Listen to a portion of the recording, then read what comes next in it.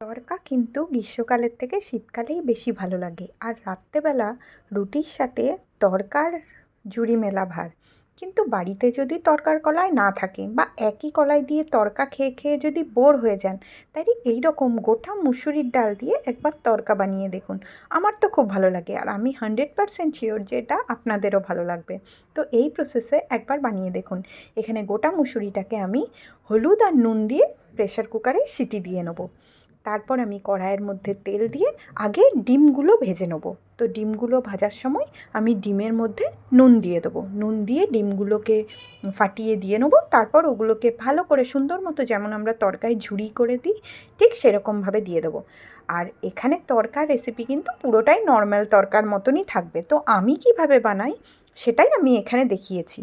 অনেক সময় আমি পেঁয়াজ কুচি, আদা বাটা, রসুন বাটা দিয়ে বানাই, কিন্তু এইবারে আমি কোনো রকম বাটা দিইনি। আমি আদা রসুন সব কিছু একদম মিহি করে কুচি করে দিয়েছি। কুচি করে দিলে কিন্তু তড়কার স্বাদটা আমার মনে হয় যেন একটু বেশি ভালো হয়।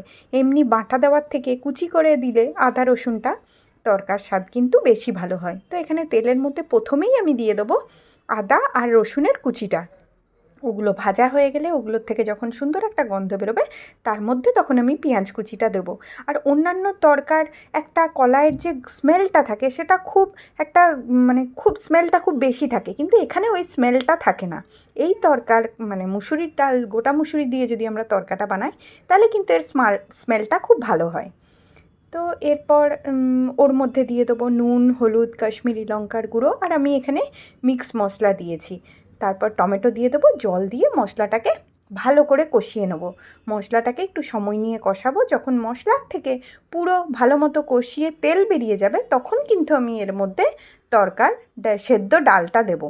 যে আমি প্রেসার কুকারে সিটি দিয়ে নিয়েছিলাম গোটা মুসুরিটা, তখন তেল বেরিয়ে যাওয়ার পরেই কিন্তু তবেই আমি ডালটা দেবো। তারপর এখানে ডালটা দিয়ে দেওয়ার পর ওটাকে ভালো করে আমি আরেকটু সময় নিয়ে স্লো আঁচে রেখে দেবো।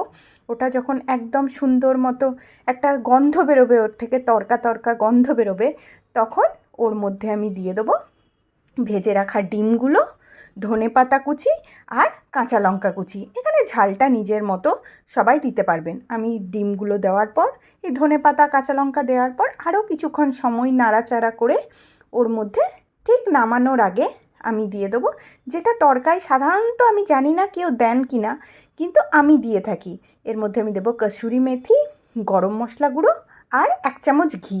এখানে ঘিটা দিলে যেন তড়কার গন্ধ বা স্বাদ, সেটা যেন আমার কাছে মনে হয় অনেকটা বেশি বেড়ে যায়।